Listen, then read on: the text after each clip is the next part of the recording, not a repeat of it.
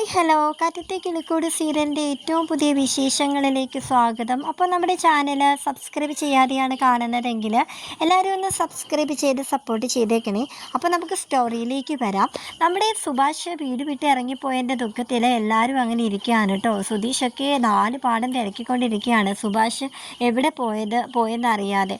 അങ്ങനെ നിധിയാണ് എല്ലാവർക്കും ഒരു ധൈര്യം കൊടുക്കുന്നത്. അവൾക്ക് വിഷമം ഉണ്ടെങ്കിൽ കൂടിയും അത് അവൾ പുറത്ത് കാണിക്കാതെ മറ്റുള്ളവർക്ക് ധൈര്യം പകർന്നു കൊടുക്കുകയാണ് കേട്ടോ. സുഭാഷ് ചേട്ടൻ തിരിച്ചു വരും, നിങ്ങൾ ഒന്ന് അന്വേഷിക്കും എന്നൊക്കെ പറഞ്ഞ് എല്ലാവരും ഇങ്ങനെ പുഷ് ചെയ്ത് വിടുകയാണ് കേട്ടോ.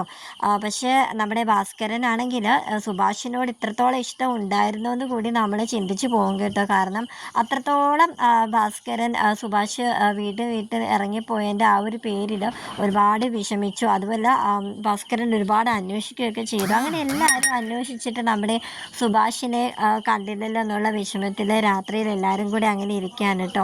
അങ്ങനെ ഭാസ്കരൻ പറയുന്നുണ്ട്, സുധീഷേ നീ അവിനാശിൻ്റെ അടുത്ത് നീ തിരക്കിയിരുന്നു. ആ ബംഗാളിക്കാരൻ്റെ കൂടെ ആണല്ലോ അവൻ എപ്പോഴും. അതുമല്ല അവൻ്റെ പെങ്ങളുമായിട്ട് നമ്മുടെ സുഭാഷിന് എന്തോ ബന്ധമുണ്ടെന്ന് ചിലരൊക്കെ പറയുന്നു. അതുമല്ല അത് എനിക്ക് തോന്നിയിട്ടുമുണ്ട്. അവളിവിടെ വരുമ്പോൾ അവർ തമ്മിലുള്ള സംസാരമൊക്കെ അങ്ങോട്ടും ഇങ്ങോട്ടും അവരുടെ പെരുമാറ്റമൊന്നും എനിക്ക് അത്ര നല്ലതായിട്ട് തോന്നിയില്ല. എന്തോ അടുപ്പമുള്ളത് പോലെയൊക്കെ എനിക്ക് തോന്നിയിട്ടുള്ളത്. ഇനി എനിക്ക് തോന്നുന്നത് അവിനാശും ആ ചാന്ദിനിയും അവൻ്റെ പെങ്ങള് ചാന്ദിനിയും സുഭാഷും കൂടി എങ്ങോട്ടെങ്കിലും പോയതായിരിക്കുമെന്ന് എനിക്ക് നല്ല സംശയമുണ്ട്. ആ വഴിക്കൊന്ന് അന്വേഷിച്ചാലോ എന്നിങ്ങനെ നമ്മുടെ സുധീഷിനോട് പറയാൻ കേട്ടോ. അപ്പോൾ നിധിയും പറയാണ്, അച്ഛൻ ഇതെന്തൊക്കെ ഇങ്ങനെയൊക്കെ പറയുന്നത്, സുഭാഷ് ചേട്ടൻ അങ്ങനെയുള്ള ഒരാളൊന്നും അല്ല എന്നിങ്ങനെ പറയുമ്പോഴത്തേക്കും നമ്മുടെ സുധീഷ് ഒന്ന് ചിന്തിച്ച് നോക്കുന്നുണ്ട് കേട്ടോ. കാരണം രാവിലെ അവിനാശിൻ്റെ അടുത്ത് ചെന്ന് തിരക്കിയപ്പോഴത്തേക്കും അവിനാശിൻ്റെ സംസാരത്തിന് എന്തോ ഒരു ചുറ്റിക്കളി ഉള്ളതുപോലെ അവന് തോന്നിയിരുന്നു. അപ്പോൾ ഉടനെ തന്നെ സ്കൂട്ടി എടുത്തിട്ട് അവിനാശിൻ്റെ വീട്ടിലേക്ക് പോവുകയാണ്. അച്ഛൻ പറഞ്ഞത് ശരിയായിരിക്കുമോ അല്ലയോ ഒന്നും എനിക്കറിയണ്ട, എന്തായാലും സുഭാഷ് ചേട്ടൻ അവിടെ ഉണ്ടായാൽ മതി എന്നുള്ള രീതിയിൽ നമ്മുടെ സുധീഷ് അങ്ങനെ വെച്ച് വിടുകയാണ് കേട്ടോ. അവിടെ ചെല്ലുന്ന കോളിംഗ് ബെല്ല് അടിക്കുന്നു. നമ്മുടെ അവിനാശാണ് കേട്ടോ വന്ന് കഥക് തുറക്കുന്നത്. അപ്പോൾ ഉടനെ തന്നെ സുധീഷ് ചോദിക്കുന്നുണ്ട്, സുഭാഷ് ചേട്ടൻ എവിടെയെന്ന് ഇങ്ങനെ ചോദിക്കുമ്പോഴത്തേക്കും അകത്ത് നിന്ന് നമ്മുടെ സുഭാഷ് ചേട്ടൻ്റെ സംസാരം ചാന്ദിനിയായിട്ട് സംസാരിക്കുന്നത് സുധീഷ് കേൾക്കുന്നുണ്ട്. ഉടനെ തന്നെ അവൻ്റെ മുഖത്തൊരു അത്രയും നേരം അവൻ്റെ മുഖത്തുണ്ടായിരുന്ന ആ ടെൻഷനൊക്കെ മാറിയിട്ട് ഒരു ചെറു പുഞ്ചിരിയൊക്കെ വന്ന് ആ ഒരു വെപ്രാളത്തിന് അവൻ അകത്തോട്ട് ഓടി ചെല്ലുകയാണ് കേട്ടോ. അങ്ങനെ അപ്പോൾ ചെല്ലുമ്പോഴത്തേക്കും കാണുന്ന കാഴ്ചയെന്ന് പറയുമ്പോഴത്തേക്കും ചാന്ദിനി സുഭാഷിന് കൊടുക്കാനായിട്ട് ചപ്പാത്തിയൊക്കെ ഇങ്ങനെ പരത്തിക്കൊണ്ടിരിക്കുകയാണ് കേട്ടോ. അപ്പോൾ കഴിക്ക് സുഭാഷ് ചേട്ടാ നോക്കി ഇങ്ങനെ ചാന്ദിനി പറയുമ്പോൾ സുഭാഷ് അവിടെ നിന്നുകൊണ്ട് പറയുന്നുണ്ട്, എൻ്റെ പിള്ളേരെന്തെങ്കിലും കഴിച്ച് കാണുമോ? ഇതുവരെ ഞാൻ എന്തെങ്കിലുമൊക്കെ വെച്ചുണ്ടാക്കിയാണ് ഇതുവരെ അവന്മാരൊക്കെ കഴിച്ചിരുന്നത്. ഇതിപ്പോൾ അവന്മാരെന്തെങ്കിലും കഴിച്ചിട്ടുണ്ടാവുമെന്ന് പോലും അറിയില്ല. എന്നെ തിരക്കി നാല് പാട് നടക്കുകയായിരിക്കും. എനിക്ക് വിഷമമുണ്ട്, പക്ഷേ എന്ത് ചെയ്യാനാ, ഞാൻ മാറി നിന്നാലല്ലേ പറ്റത്തുള്ളൂ.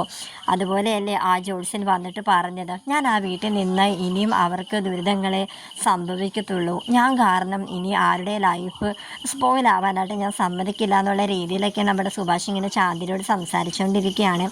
അപ്പോൾ തന്നെ സുധീഷ് ഇങ്ങനെ ഉടനെ തന്നെ സുധീഷിനെ നമ്മുടെ സുഭാഷ് കാണുകയാണ്. സുഭാഷ് ചേട്ടാ, എന്നാലും നിങ്ങളിൽ നിന്ന് ഞാനിതൊട്ടും പ്രതീക്ഷിച്ചില്ല കേട്ടോ. നിങ്ങളെല്ലാവരും ഒരുപാട് വേദനിപ്പിച്ച് കളഞ്ഞല്ലോ മനുഷ്യ. ഞങ്ങളൊക്കെ എന്തുമാത്രം തിരക്കിയെന്നറിയാവോ? ഈ അവിനാശ് ഉണ്ടല്ലോ, ഇവനോട് ഞാൻ രാവിലെ വരെ ചോദിച്ചതാ സുഭാഷ് ചേട്ടനെ കണ്ടോന്ന്. എടാ നീയൊക്കെ ഒരു മനുഷ്യനാണോടാ? നീ എന്താ എന്നോട് പറഞ്ഞത് സുഭാഷ് ചേട്ടനെ കണ്ടില്ല എന്നല്ലേ? ഇപ്പം പിന്നെ ഇരിക്കുന്നത് ആരാടാ? നിനക്കൊന്ന് പറഞ്ഞുകൂടായിരുന്നു എന്ന് അവിനാശിനോട് ഇങ്ങനെ ചൂടായിക്കൊണ്ട് സുധീഷ് പറയുമ്പോൾ അവിനാശ് പറയുന്നുണ്ട്, അത് പിന്നെ ചേട്ടൻ പറഞ്ഞു നിങ്ങളോട് ആരോടും പറയണ്ടെന്ന്, പിന്നെ ഞാൻ എന്ത് ചെയ്യാനാന്ന് പറയാൻ കേട്ടോ. അങ്ങനെ സുഭാഷിനെ കെട്ടിപ്പിടിച്ച് കരയാണ് കേട്ടോ. സുഭാഷ് ചേട്ടൻ എൻ്റെ കൂടെ വീട്ടിലേക്ക് വാ, അവിടെ എല്ലാവരും സുഭാഷ് ചേട്ടനെ കാത്തിരിക്കുകയാണെന്നൊക്കെ ഇങ്ങനെ പറയുകയാണ് കേട്ടോ. ചാന്ദിനി ആണെങ്കിൽ ഇവർ തമ്മിൽ കെട്ടിപ്പിടിച്ച് കരയുന്നതൊക്കെ കണ്ടിട്ട് അവളും ഇങ്ങനെ വിഷമത്തോടെ ഇങ്ങനെ നിൽക്കുകയാണ് കേട്ടോ. അങ്ങനെ സുധീഷ് വിളിച്ചപ്പോഴത്തേക്കും സുഭാഷ് എടാ ഞാൻ വരാം, എന്നോട് നീ ക്ഷമിക്കും, ഞാൻ വരാമെന്ന് പറഞ്ഞിട്ട് കൂടെ പോകുന്നുണ്ട് കേട്ടോ. കിളിക്കൂട് വീട്ടിലാണെങ്കിൽ എല്ലാവരും ഇങ്ങനെ കാത്തിരിക്കുകയാണ്. കാരണം സുധീഷ് പോയിട്ടും കണ്ടില്ല, സുഭാഷ് ചേട്ടനെ കൂട്ടിക്കൊണ്ട് വരുമോ ഇല്ലയോ എന്നുള്ള ഒരു ടെൻഷനിൽ എല്ലാവരും ഇങ്ങനെ കാത്തിരിക്കുകയാണ് കേട്ടോ. നിധി ഇങ്ങനെ ഉറക്കമൊഴിയാതെ നിധി ഇങ്ങനെ നോക്കിയിരിക്കുകയാണ്. അങ്ങനെ നിധി അപ്പോൾ കാണുകയാണ് സ്കൂട്ടിയിൽ ഇങ്ങനെ രണ്ടുപേരും കൂടെ വരുന്ന കാണുമ്പോഴത്തേക്കും എടാ നികേഷേ അച്ഛാ എന്നൊക്കെ പറഞ്ഞ് അവളിങ്ങനെ വിളിച്ചു പോവുകയാണ്. ദേ സുധീഷ് സുഭാഷ് ചേട്ടനെ കൊണ്ടുവന്നു എന്നിങ്ങനെ പറയുകയാണ്. അങ്ങനെ വണ്ടിയിൽ നിന്ന് ഇറങ്ങി വരുന്ന സുഭാഷിനെ കണ്ടതും അച്ഛനുടനെ ഓടി വന്നിട്ട് അവൻ്റെ കർണക്കുറ്റി നോക്കി ഒരു അടി അങ്ങോട്ട് കൊടുക്കുകയാണ് കേട്ടോ. പക്ഷെ ആ അടി കൊടുക്കുമ്പോഴത്തേക്കും ആരും എതിർക്കാനൊന്നും പോകുന്നില്ല. ആ അടി അവന് വേണ്ടതായിരുന്നു. കാരണം ആരോടും പറയാതെ ഏതോ ഒരു ജോത്സ്യൻ വന്നിട്ട് എന്തൊക്കെയോ പറഞ്ഞെന്നും പറഞ്ഞുകൊണ്ട് വീട് വിട്ട് ഇറങ്ങിപ്പോയത് വലിയൊരു തെറ്റ് തന്നെയാണ്.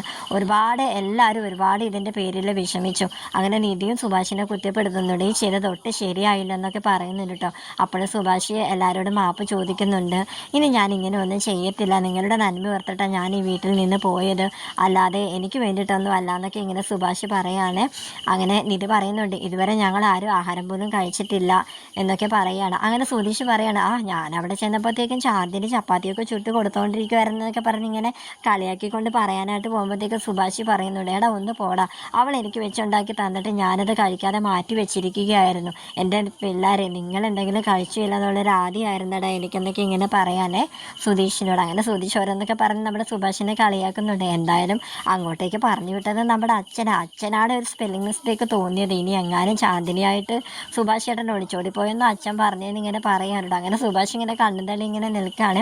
അങ്ങനെ നീത് പറയാണ്, മതി സംസാരമൊക്കെ നിർത്തി, വിശന്നിട്ട് വയ്യ, എന്തെങ്കിലും വെച്ചുണ്ടാക്കി കഴിക്കാമെന്നിങ്ങനെ പറയുകയാണ്. അപ്പോൾ സുഭാഷ് പറയുന്നുണ്ട്, ഞാനുണ്ടാക്കി തരാം, വാ എല്ലാവരും വാ എന്ന് പറയുമ്പോഴത്തേക്കും നിധി പറയുന്നുണ്ട്, വേണ്ട ഇനി ഇനി ഉണ്ടാക്കി തന്നോളാന്ന് പറഞ്ഞിട്ട് സുധീഷും നമ്മുടെ നിധിയും കൂടെ ഭക്ഷണമൊക്കെ ഉണ്ടാക്കുന്നുണ്ട് കേട്ടോ. അങ്ങനെ എല്ലാവരും കൂടെ കഴിക്കാനായിട്ട് മാറിയിരിക്കുകയാണ്. സുഭാഷ് അപ്പോൾ അച്ഛനെ വിളിക്കുന്നുണ്ട്. അച്ഛ കഴിക്കാമെന്ന് പറഞ്ഞ് അച്ഛനെ ഇങ്ങനെ വിളിക്കാൻ കേട്ടോ, ഭാസ്കരനെ വിളിക്കാണ്. അപ്പോൾ ഭാസ്കരനാണെങ്കിൽ ഇങ്ങനെ ചെയറിൽ ഇരുന്നിട്ട്, നീ ആദ്യം കഴിക്കുക, നീ കഴിക്കുന്നത് എനിക്കൊന്ന് കാണണമെന്ന് ഇങ്ങനെ പറയാൻ കേട്ടോ. സത്യം പറഞ്ഞാൽ അങ്ങനെ പറയുമ്പോൾ തന്നെ നമ്മൾ കാണുന്ന പ്രേക്ഷകർക്ക് എല്ലാവരുടെ കണ്ണ് നിറയുന്ന രീതിയിലാണ് കേട്ടോ ആ ഒരു സിറ്റുവേഷൻ എന്ന് പറയുന്നത്. നമുക്ക് പെട്ടെന്ന് അങ്ങോട്ട് അറ്റാച്ച്മെൻ്റ് ആവും ആ ഫാമിലി ആയിട്ട്. എല്ലാവരും തമ്മിലുള്ള സ്നേഹവും പൊരുത്തവും ഒക്കെ കാണുമ്പോഴത്തേക്ക് നമ്മുടെ ഫാമിലി അങ്ങനെയൊക്കെ ആയിരുന്നെങ്കിൽ നമ്മളൊന്ന് ചിന്തിച്ചു പോകും. അങ്ങനെ എല്ലാവരും കൂടി ഒരുമിച്ചിരുന്ന ഭക്ഷണമൊക്കെ കഴിക്കുന്നുണ്ട് കേട്ടോ. ഭാസ്കരൻ എല്ലാവരും കഴിച്ചതിന് ശേഷം കഴിച്ചോളാന്ന് പറഞ്ഞിട്ട് അവിടെ ഇരിക്കുകയാണ്. അതിനുശേഷം എല്ലാവരും കിടന്ന് ഉറങ്ങാനായിട്ട് പോവുകയാണ്. അപ്പോൾ നമ്മുടെ നികേഷും സുധീഷും കൂടി ഒരു ധാരണ വെച്ചിരിക്കുകയാണ്. കാരണം സുഭാഷ് ഉറങ്ങുന്ന സമയത്ത് ഇനി അങ്ങനെ എണീറ്റ് പോയാലോ എന്ന് വിചാരിച്ചിട്ട് കുറച്ച് സമയം നികേഷ് ഉറങ്ങും. അത് കഴിഞ്ഞ് കുറച്ച് നേരം സുധീഷ് ഉറങ്ങും. അതായത് ആ ഒരു സമയത്ത് സുഭാഷ് എങ്ങോട്ടെങ്കിലും പോകുന്നുണ്ടോ ഇല്ലോ എന്ന് അറിയാനായിട്ട് അവരിങ്ങനെ നോക്കിക്കൊണ്ട് തന്നെ ഇരിക്കാനുണ്ട്. ഇടയ്ക്ക് നിധിയും വന്ന് ചോദിക്കുന്നുണ്ട് സുധീഷിനോട്, സുധീഷ് ഓക്കെ അല്ലേ, സുഭാഷ് ചേട്ടൻ്റെ ഉറങ്ങാണല്ലോ അല്ലേ, കുഴപ്പമൊന്നുമില്ല, നീ പോയി കിടന്നുവെന്ന് നിധിയോട് ഇടയ്ക്ക് സുധീഷ് പറയുന്നുണ്ട് കേട്ടോ. അങ്ങനെ സുഭാഷിനെ നോക്കി ഇങ്ങനെ എല്ലാവരും ഇരിക്കാണ് കേട്ടോ ഉറങ്ങാതെ.